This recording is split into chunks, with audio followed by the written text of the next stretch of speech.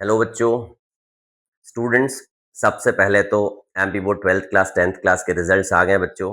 तो जो स्टूडेंट्स को मेरिट मिला है, जो स्टूडेंट्स मेरिट में आए हैं, टॉप 10 में आए हैं, उनको बहुत बहुत बधाई हो सागर क्लासेस की ओर से।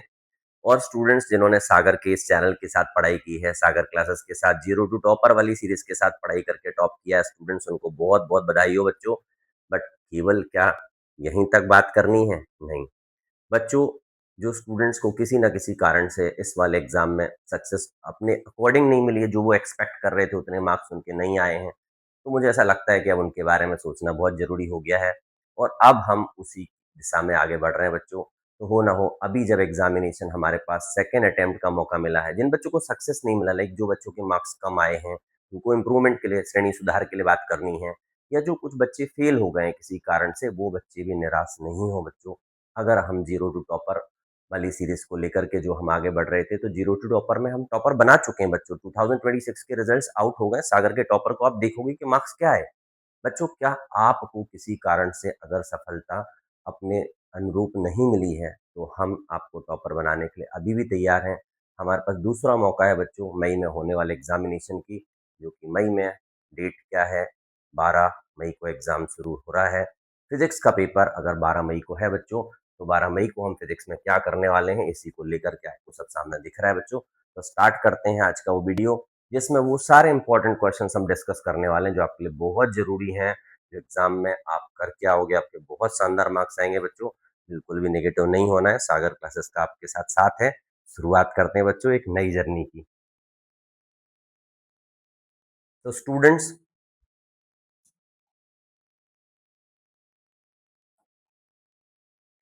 डियर स्टूडेंट्स, हम शुरुआत करें क्वेश्चंस की, उसके पहले हम सागर क्लासेस के उन बच्चों के बारे में जान लेते हैं जिन्होंने बहुत मेहनत की, और बहुत मेहनत करने के बाद कहाँ तक वो मार्क्स लेकर के आए, हम थोड़ा थोड़ा जान लेते हैं बच्चों। तो सागर क्लासेस के टॉपर्स के बारे में जानते हैं। बहुत बहुत बधाई हो निखिल को। निखिल, अगर मेरा वीडियो देख रहे हो तो आपको बहुत बहुत बधाई हो कि आपने सागर क्लासेस में टॉप किया 95.2% के साथ। सागर में फर्स्ट रैंक का निखिल का है। बट बच्चों, क्या निखिल के मार्क्स पीसीएम के मार्क्स देखने जैसे नहीं है? डियर स्टूडेंट्स, मैथ्स में निखिल के मार्क्स 98 हैं। मैं डायरेक्टर सागर क्लासेस मैथ्स नहीं पढ़ाता हूँ स्टूडेंट्स, मैथ्स नहीं पढ़ाता हूँ बच्चों। मैथ्स के मार्क्स 98 निखिल के हैं। बट बच्चों, चूंकि आज का वीडियो फिजिक्स को लेकर के है, तो थोड़ा सा निखिल के फिजिक्स के मार्क्स पर ध्यान देना स्टूडेंट्स। 95 मार्क्स निखिल के हैं, है ना बच्चों। केमिस्ट्री के वीडियोस भी हमारे आ रहे हैं, आप केमिस्ट्री के वीडियोस देखोगे निखिल के केमिस्ट्री। बच्चों, जहां तक केमिस्ट्री फिजिक्स के मार्क्स बहुत अच्छे नहीं रहे हैं एमपी बोर्ड का, है ना। एमपी बोर्ड के एनालिटिक्स डेटा को आज देखोगे तो केमिस्ट्री के बहुत अच्छे मार्क्स नहीं रहे, फिजिक्स के बहुत अच्छे मार्क्स नहीं रहे। इसके बाद भी सागर के फर्स्ट रैंकर के मार्क्स इतने शानदार हैं। बहुत बहुत बधाई हो निखिल को।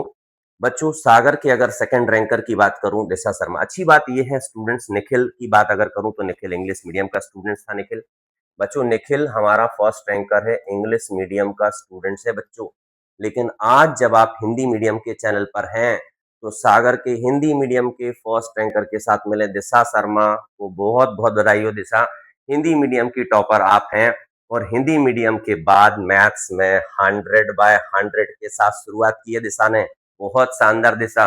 फिजिक्स में दिशा के मार्क्स 92 हैं और केमिस्ट्री में 90 हैं। बट बच्चों, आज हिंदी मीडियम की सीरीज में उन सब हम क्वेश्चंस को लेकर के आए हैं, जिसमें जिनको पढ़ करके, जिस स्ट्रेटेजी को फॉलो करके दिशा ने 92 मार्क्स तक दिशा पहुंची है।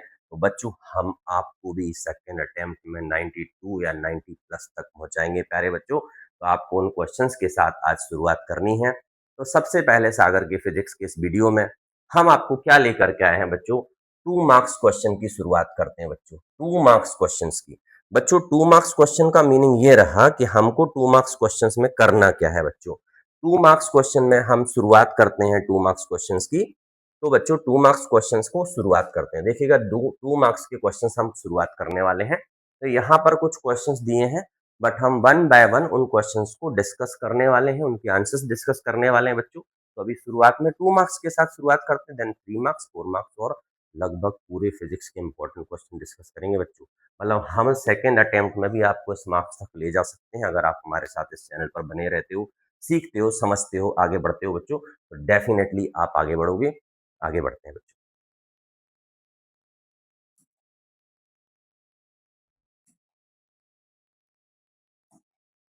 स्टूडेंट्स, सबसे पहले क्वेश्चंस के साथ जाते हैं। डियर स्टूडेंट्स, 2 मार्क्स के क्वेश्चंस हम कर रहे हैं।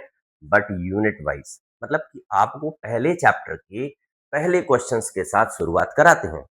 तो सबसे पहला 2 मार्क्स का क्वेश्चन बच्चों, 2 मार्क्स के क्वेश्चन सबसे ज़्यादा आते हैं फिजिक्स में, आपको ब्लूप्रिंट पता होगा। 3 मार्क्स के क्वेश्चंस आते हैं, 4 मार्क्स के क्वेश्चन आते हैं, लेकिन 2 मार्क्स के क्वेश्चन की मेजॉरिटी ज़्यादा है, ज़्यादा आते हैं, इसलिए 2 मार्क्स के क्वेश्चंस को सुनना समझना शुरू करते हैं।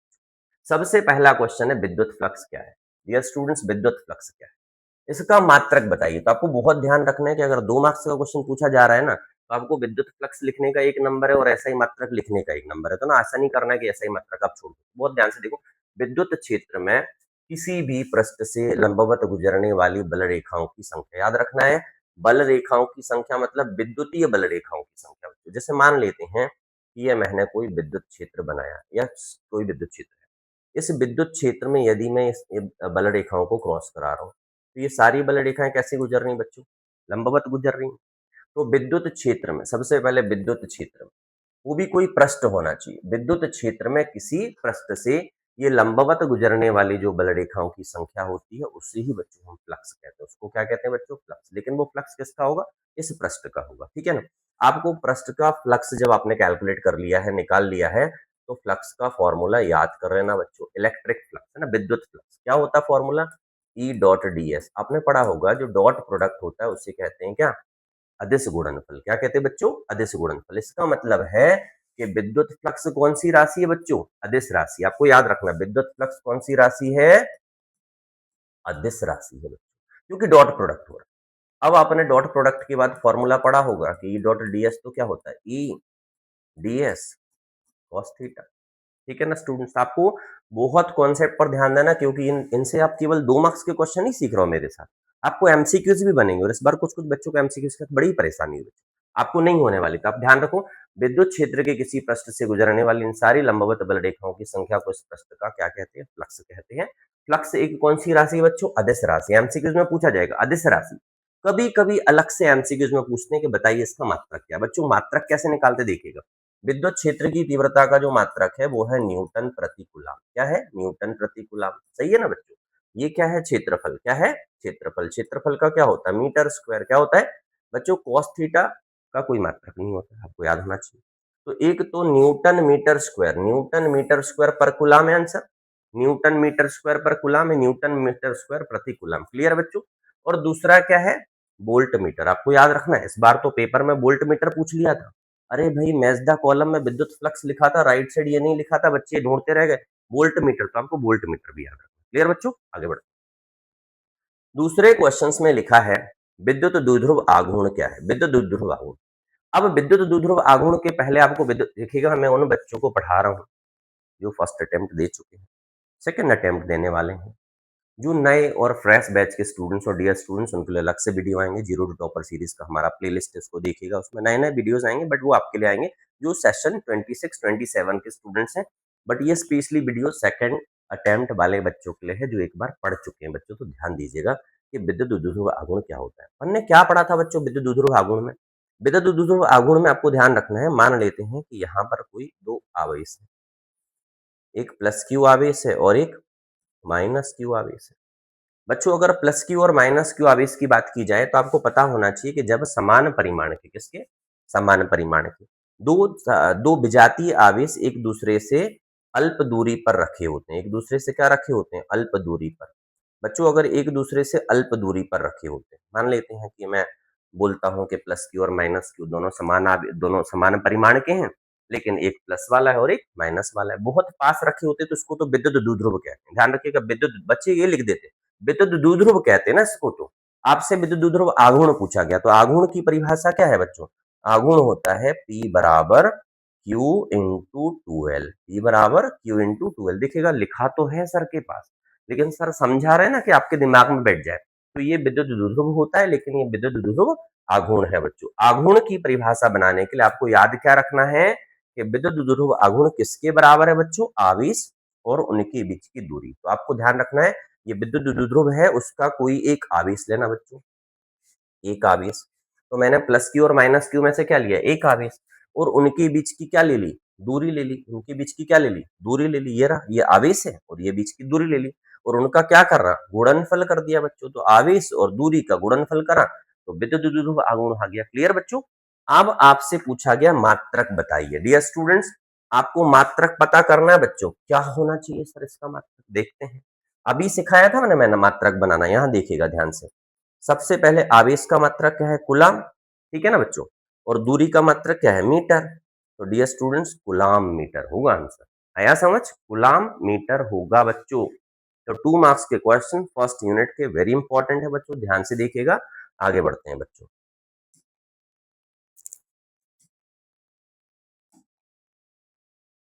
तो डियर स्टूडेंट्स, अगले क्वेश्चंस पर जाते हैं और आपसे क्या पूछा गया है ध्यान से देखिएगा। फर्स्ट यूनिट के फर्स्ट चैप्टर के मोस्ट इंपोर्टेंट क्वेश्चन पढ़ रहे हैं बच्चों। यही वो क्वेश्चंस हैं जिनको पढ़ के सागर में बच्चे 95 और 98 मार्क्स लाए हैं। डियर स्टूडेंट्स, आपको ध्यान से देखना है। किसी चालक की धारिता से आप क्या समझते हैं बच्चों? धारिता तो धारण क्षमता होती है ना हिंदी में। धारिता तो धारण क्षमता होती है, मतलब कोई चालक जो है कितना आवेश ग्रहण कर सकता है, कोई चालक कितना आवेश ग्रहण कर सकता है, उसे कहते हैं धारिता। कोई भी चालक कितना आवेश को रख सकता है वह उसकी धारिता है। ग्रहण करने की, संग्रहण करने की क्षमता होती है ना, कैपेसिटर बोलते हैं इंग्लिश में। आपको सी बराबर क्यू अपॉन वी का फॉर्मूला याद। बट इसमें पूछा जाता है कि इसके कारक कौन कौन से, धारिता को प्रभावित करने वाले कारक कौन से हैं। आपको याद ऐसे रखना है कि यार फॉर्मूला तो सी बराबर क्यू अपॉन वी है, मतलब सी किसके समानुपाती? क्यू के, सीधी बात है, क्यू के समानुपाती है। अच्छा, सी किसके व्युत्क्रमानुपाती है बताओ? सी तो वी के इनवर्सली प्रोपोर्शनल है। तो आपको कारकों पर बहुत ध्यान देना बच्चों। सबसे पहला होता है चालक का क्षेत्रफल, चालक का। आप सोचो कि अगर क्षेत्रफल बढ़ाएंगे, क्या बढ़ाएंगे? क्षेत्रफल। तो अब बताओ, क्षेत्रफल कभी बढ़ाया तो सीधी बात है धारण क्षमता बढ़ेगी, बड़ा हो जाएगा चालक, धारण क्षमता बढ़ेगी। दूसरा होता है चालक के चारों ओर के माध्यम की प्रकृति, किस प्रकार का माध्यम है, किस प्रकार मान लेते हैं उसके चारों तरफ क्या है, कागज है, प्लास्टिक है या कुछ और है, तो उस प्रकार का माध्यम पर डिपेंड करता है। चालक के समीप अन्य चालक, आपने पढ़ा होगा, चैप्टर पूरा पढ़ा होगा। चालक, किसी चालक के समीप अन्य कोई चालक लाने पर उसका विभव कम हो जाता है, और विभव कम हो जाता है तो धारिता बढ़ जाती है। ये भी बहुत इंपॉर्टेंट एमसीक्यूज है, इसको आप याद रखिएगा। वैसे तो मैं एमसीक्यूज को लेकर के एक वीडियो जरूर लेकर के आऊंगा आपको, बट इसको आपको ध्यान से देखना है, ठीक है ना स्टूडेंट्स? आगे बढ़ते हैं। समविभव पृष्ठ क्या है? हिंदी में समविभव पृष्ठ पर सम लिखा है तो आप खुद समझते हो कि समान होता है। सम का मतलब क्या होता है? समान। लेकिन क्या समान? विभव समान। जिसके प्रत्येक बिंदु पर क्या होता है बच्चों? विभव समान होता है, उसे कहते हैं समविभव पृष्ठ। मान लेते हैं कोई पृष्ठ है या इसके ओरिजिन पॉइंट पर अपन ने मूल बिंदु पर क्या ले लिया? प्लस क्यू आवेश एज्यूम कर लिया। ये जो समविभव पृष्ठ है अपन ने पढ़ा होगा इस चैप्टर में कि इस प्रकार से हम समविभव पृष्ठ मानते हैं। समविभव पृष्ठ के प्रत्येक बिंदु पर विभव क्या होता है? समान होता है। ध्यान रखिएगा, जिसके प्रत्येक बिंदु पर विभव समान होता है उसे समविभव पृष्ठ कहेंगे। बट इंपॉर्टेंट ज्यादा है इसके गुण बच्चों, इसके गुण याद रखिएगा। दो समविभव पृष्ठ एक दूसरे को कभी नहीं काटते। सबसे पहला इंपॉर्टेंट पॉइंट, एमसीक्यूज भी पूछा जाएगा, दो समविभव पृष्ठ एक दूसरे को कभी नहीं काटते हैं। अगला पॉइंट आता है, अब समविभव पृष्ठ मतलब सभी बिंदुओं का विभव समान है। मान लेते हैं कि यहाँ पर कोई बिंदु है, यहाँ पर कोई बिंदु है, इन दोनों बिंदुओं के बीच में विभव जब समान है तो बीच का विभवांतर शून्य है। और यदि विभवांतर शून्य है तो विभवांतर की परिभाषा क्या है बच्चों? एकांक धनावेश को एक बिंदु से दूसरे बिंदु तक ला जाने में किया गया कार्य ही तो विभवांतर होता है। क्योंकि इनके बीच का विभवांतर क्या है? शून्य है। बीच का विभवांतर क्या है? शून्य है। इसलिए इस बिंदु से इस बिंदु तक एकांक धनावेश को लाने में किया गया कार्य भी क्या होगा? शून्य। क्योंकि इनके बीच का विभवांतर शून्य है तो बच्चों ध्यान दीजिएगा कि क्या शून्य हो गया? एकांक धनावेश को एक बिंदु से दूसरे बिंदु तक ले जाने में किया गया कार्य शून्य हो गया, और एक दूसरे को ये पृष्ठ कभी नहीं काटते बच्चों, ध्यान से समझना है, ठीक है ना स्टूडेंट्स? बार बार ख्याल आ रहे होंगे सर 2 नंबर से शुरुआत कर दी, आना बच्चों। 4 नंबर की तो लगभग लगभग इस सेशन में आपने जो 26 का पेपर दिया होगा, 3 मार्क्स और 4 मार्क्स के सारे क्वेश्चन मेरे प्रेडिक्टेड क्वेश्चन थे बच्चों। अगर आपके पास बोर्ड का पेपर अवेलेबल, आपने एग्जाम दिया तो ओबियसली आपके पास हो गई। आपके पास अगर पेपर है तो आप हमारे दिसंबर और जनवरी में जो हमने शॉर्ट्स में अपलोड किए थे हमारे important questions, chapter wise important question, आप खोल करके देखो कि एक बार 3 मार्क्स और 4 मार्क्स के सारे क्वेश्चंस वही आए पेपर में जो सर ने बताए थे। बच्चों अगर 26 के पेपर में आ सकते हैं तो अभी मई के 12 मई के पेपर में क्यों नहीं आ सकते? ध्यान दीजिएगा, 3 मार्क्स 4 मार्क्स के आप वो देख लीजिएगा आपको। बट और नए एक्सपेक्टेड क्वेश्चन कौन से हो सकते हैं वो भी देखने मिलेंगे। आगे बढ़ते हैं बच्चों, नेक्स्ट क्वेश्चन पर जाते हैं। और नेक्स्ट क्वेश्चंस में क्या है? दो विद्युतीय बल रेखाएं, चुंबकीय बल रेखाएं एक दूसरे को क्यों नहीं काट। बच्चों विद्युतीय बल रेखाओं के लिए भी सेम आंसर है और चुंबकीय बल रेखाओं के लिए भी सेम आंसर है। आपको याद से देखना है दो बल रेखाएं एक दूसरे को क्यों नहीं काट। ये 2 मार्क्स का बहुत इंपॉर्टेंट क्वेश्चन है। बार-बार बच्चे याद कर लेते हैं, समझिएगा। दो विद्युतीय बल रेखाएं यदि एक दूसरे को काटती, मान लेते ये है ये। दो विद्युतीय बल रेखाएं एक दूसरे को काटती तो कटान बिंदु पर क्या होता? दो स्पर्श रेखाएं बनती, एक यहाँ बनती, तो दो स्पर्श रेखाएं बनती तो दो विद्युतीय क्षेत्र की दिशा को वो रिप्रेजेंट करते हैं। विद्युतीय क्षेत्र की दो दिशाएं होती हैं, आपको पता होना चाहिए। एक बिंदु पर परिणामी विद्युत क्षेत्र की दिशा एक ही होती है। अर्थात यदि दो विद्युतीय बल रेखा एक दूसरे को काटती हैं तो कटान बिंदु पर क्या बनती? दो स्पर्श रेखाएं बनती। अर्थात दो स्पर्श रेखाएं दो विद्युतीय क्षेत्र को व्यक्त करती हैं और दो विद्युतीय क्षेत्र को व्यक्त करती, तो फिजिक्स में तो ऐसा होता ही नहीं है ना बच्चों। कैसे हो सकता है ऐसा कि एक बिंदु पर दो विद्युतीय क्षेत्र की परिणामी विद्युतीय क्षेत्र दो जगह पर हो? एक ही दिशा होगी भाई। समझ आ गया ना? इसलिए काटती नहीं है, ठीक है ना? तो आपको याद रखना है कि नहीं काटती, ठीक है ना? क्लियर बच्चों? आगे बढ़ते हैं और अब हम बात करते हैं नए क्वेश्चंस। नए क्वेश्चंस बहुत इंपॉर्टेंट क्वेश्चन है कि प्रत्यावर्ती धारा डिस्क धारा से अधिक खतरनाक क्यों होती है। मुझे तो ऐसा लगता है जैसे ये पेपर में आ ही जाएगा। डेट 12 मई है, मैं बता रहा हूँ आपको, बहुत ध्यान से देखना है। और इस क्वेश्चन को मैंने मार्क कर दिया कि इम्पोर्टेंट। बच्चों, धारा का वर्ग माध्य मूल मान और शिखर मान में संबंध क्या है? आपको याद रखना है कि धारा का जो शिखर मान होता है वो उसके वर्ग माध्य मूल मान का अंडर रूट 2 गुना होता है। ध्यान से देखिएगा बच्चों, इसको बोलते हैं धारा का शिखर मान। इसको क्या बोलते हैं? धारा का वर्ग माध्य मूल मान, मतलब आभासी मान। आपको ऐसे याद रखना है कि ये धारा का क्या है? शिखर मान। इसका क्या नाम है? वर्ग माध्य मूल मान। तो जो भी धारा के प्रत्यावर्ती धारा मापन के जो यंत्र हैं वो केवल इसको ही व्यक्त करते हैं बच्चों, आरएमएस मान को। जैसे मान लीजिए इसकी जगह पर हमने वोल्टेज ले लिया तो वी नॉट बराबर क्या हो गया? Under root 2 into V R M. अब कोई वोल्टेज प्रत्यावर्ती धारा का 220 वोल्ट बता रहा, क्या बता रहा? 220 वोल्ट। तो आप यहाँ पर रूट 2 के साथ यहाँ क्या रख दोगे? 220। आपको याद ये रखना है कि मान लेते हैं प्रत्यावर्ती धारा मापन का कोई यंत्र 220 वोल्ट बता रहा, क्लियर? 220 वोल्ट बता रहा, तो क्या उसमें 220 वोल्ट का अधिकतम वोल्टेज है? नहीं, उसका शिखर मान तो इतना है ना। तो रूट 2 का गुणा 220 में करोगे तो यार ये तो 1.414 है और इनटू क्या है? 220, तो 311 समथिंग आएगा ये, अप्रोक्स अप्रोक्स लगभग 311 आएगा। तो यार मापन का यंत्र तो 220 बता रहा, ध्यान से देखना, मापन का यंत्र तो 220 बता रहा, लेकिन उसके अंदर अधिकतम वोल्टेज कितना है? 311 है।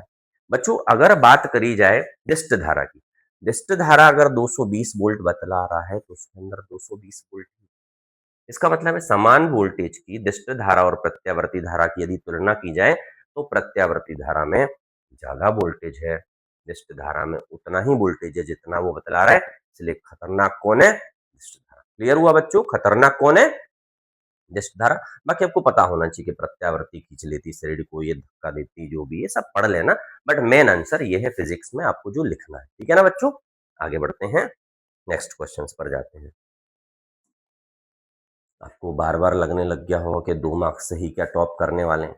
मैंने फिर से बता रहा हूँ, जो बच्चे नए-नए आए हैं, अभी-अभी वीडियो देख रहे हैं बच्चों, एमसीक्यूज़ 2 मार्क्स, 3 मार्क्स, 4 मार्क्स सब कुछ बताऊँगा। और अगर मैं डायरेक्टर सागर क्लासेस आपसे बात कर रहा हूँ बच्चों, तो क्या मैं फिजिक्स में ही आपको टॉप कराऊँगा? नहीं। हमारे केमिस्ट्री के well qualified, well trained teachers आपको पढ़ाएँगे, वो भी आपको केमिस्ट्री में आगे बढ़ाएँगे। मैथ्स में भी आपको ये सब मिलेगा बच्चों, बिल्कुल घबराना नहीं है, बस नेगेटिव नहीं होना, डरना नहीं है। और बस आपने अगर फॉर्म अभी तक नहीं भरा है, सेकंड अटेम्प्ट का फॉर्म भर दो, और अगर फॉर्म भर दिया है तो पढ़ाई स्टार्ट करो बच्चों। एक और 2 मार्क्स के बहुत सिंपल क्वेश्चन के साथ शुरुआत करते हैं। अच्छा, सर ने अभी एक फॉर्मूला बताया, आप ध्यान से देखना जरा। मैंने एक फॉर्मूला बताया, आई नॉट बराबर root 2 into I R M S, है ना? याद हो गया? धारा का वर्ग माध्य मूल मान ये है और ये क्या है? शिखर मान। अब आप बताओ ये कितना दिया? शिखर मान दिया है। सर धारा का शिखर मान तो आपने इसको बताया जो कि 2 रूट 2 दिया हुआ है, और सर वर्ग माध्य मूल मान निकालिए, तो ये तो बहुत आसान है ना यार, ये तो रूट 2 हो गया और हमें निकालना है आई आर एम एस। तो रूट 2 तो डिवाइड में चला जाएगा ना, तो 2 रूट 2 और डिवाइड में रूट 2, तो कितना बचा? आई आर एम एस, है ना?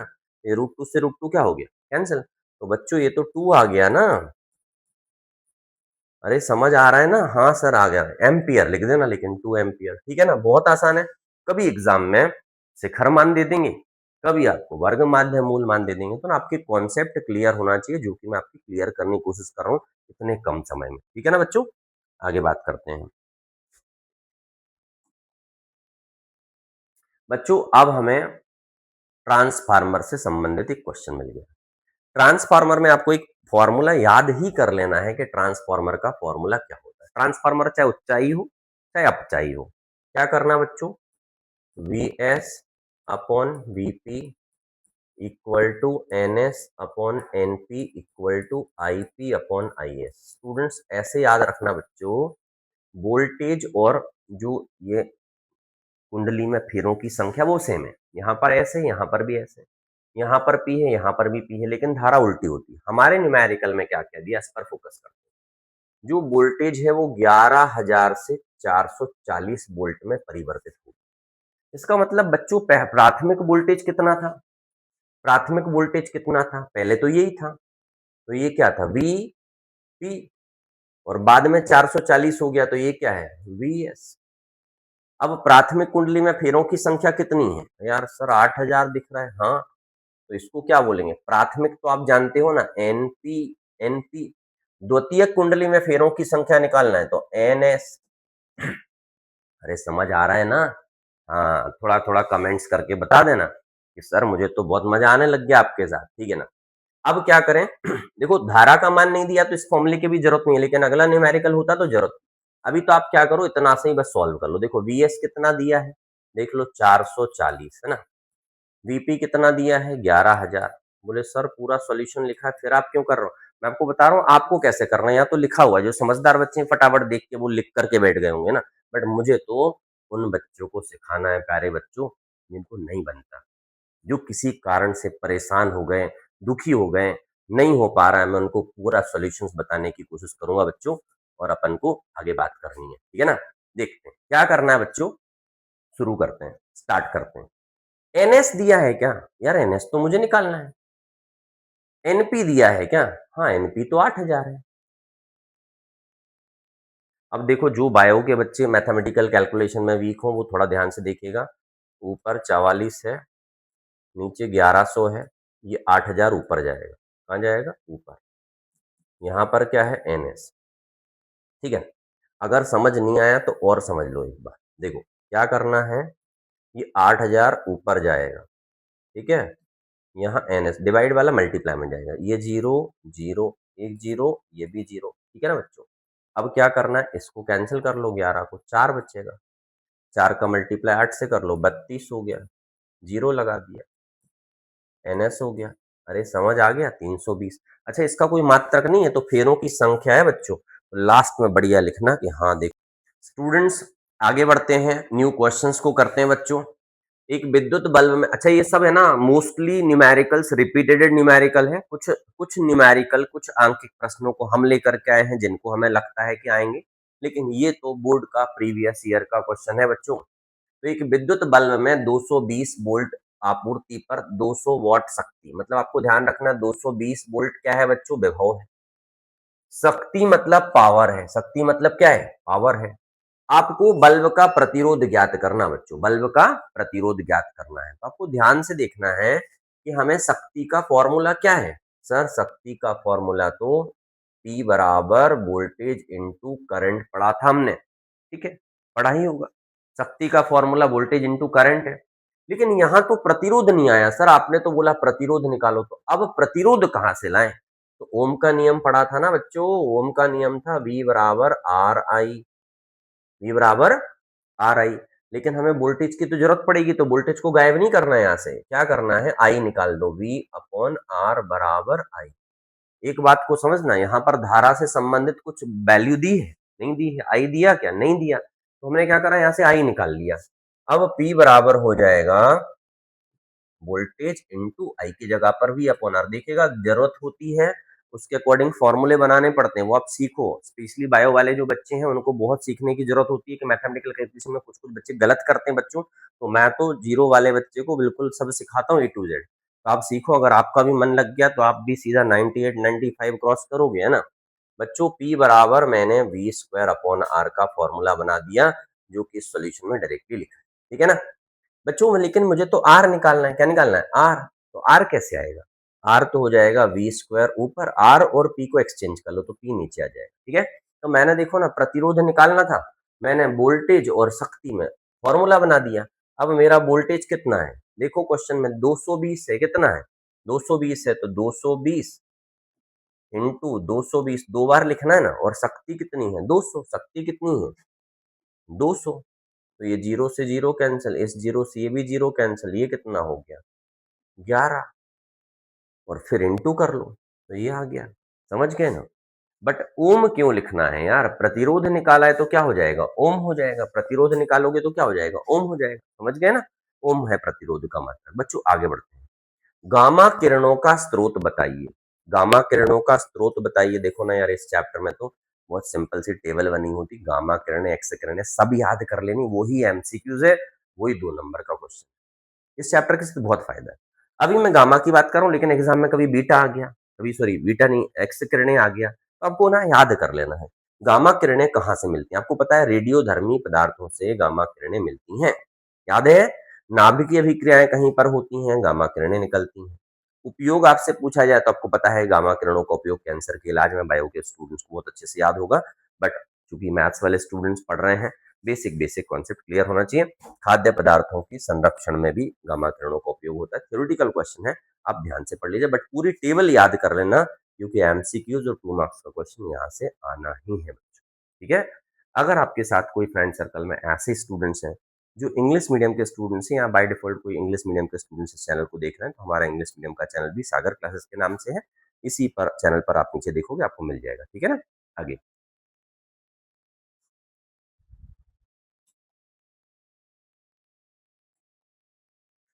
तो डियर स्टूडेंट्स एक और क्वेश्चन ले लेते हैं उसी चैप्टर का। कोहरे में संकेत के रूप में, देखिएगा बहुत इंपॉर्टेंट एमसीक्यूज है, 2 मार्क्स का भी इंपॉर्टेंट है, मुझे तो लगता है ये भी पेपर में आ सकता है। देखिएगा इन सर्कल को पेपर के बाद मत देखना, मैं कह रहा हूं पहले से देख करके चलो। कोहरे में संकेत के रूप में अवरक्त तरंगे, कौन सी तरंगे? अवरक्त तरंगे। इन अवरक्त तरंगों का उपयोग कोहरे में किया जाता है, लेकिन क्यों? क्योंकि इनका तरंगदैर्ध्य सर्वाधिक। बच्चों तरंगदैर्ध्य सर्वाधिक होने के कारण आपने प्रकीर्णन का फॉर्मूला पढ़ा था, I is inversely proportional to 1/लैम्डा रेज टू दी पावर 4, और रेलेस का फॉर्मूला है।